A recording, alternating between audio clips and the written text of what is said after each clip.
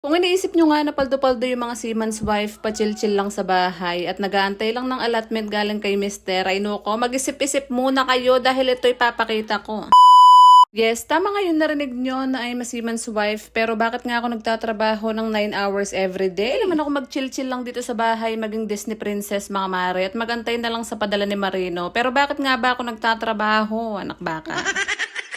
Pero bago ko nga sagutin yan mga mare, after nga ng work ko, dahil 7 AM na nga ako nag-out, dumiretso na agad ako dito sa sala dahil meron nga akong nabiling walking pad at magpapapawis nga ako ngayon. Wala pa nga akong walking pad mga mare, after ko nga mag-shift, magluluto ako, kakain, tapos hihiga na lang, anak syota, kama na ba? Grabe yung pawis.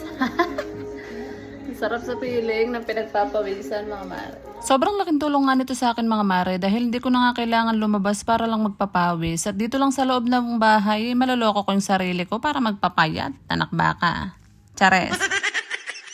After ko nga magpapawis mga mare, ipe-prepare ko naman yung ulam namin for today's video. At chicken curry nga yung request ng mga anak ko, kaya chicken curry yung lulutuin natin for today's video. Alam nyo, dati mga mare, hindi talaga ako nagtatrabaho nung bago pa nga lang kami ni mister. Siguro mga 1 o 2 pa lang yung anak namin. Hindi talaga ako nagtatrabaho dahil nag-aalaga pa talaga ako ng mga anak ko, no? Wala din kami binabayaran na bahay dati mga mare, kasi nga yung bahay namin sa baryo, yung pinuntahan namin nung isang araw nung nakipamiesta nga kami, ay dun nga kami nakatira dati dahil doon nga nakatira yung mga lola ko, yung mga tita ko, kaya wala nga kami binabayaran. Sa Makati pa nga nung nagtatrabaho si mister mga mare, nung nga nagkakilala kami doon, at 280 pesos lang talaga yung sweldo niya a day at pinagkakasya nga lang namin yun, lalong-lalo na nagagatas pa yung mga anak ko noong mga panahon na yun, anak baka. Ang nalosyang talaga ako noon mga mare dahil 18 years old pa lang ay nabuntis na ako. Tignan nyo naman yung itsura ko dati, Diyos ko, hindi ko na talaga mababalikan yung ganyang itsura ko dahil nuko, mukha akong tikling.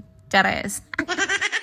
Dahil wala rin naman akong choice kundi magstay sa bahay dahil wala nga mag-aalaga sa mga anak ko mga mare. Year 2015 naman na nasundan nga yung panganay ko ay nuko. Lalo kong naging tikling anak syota.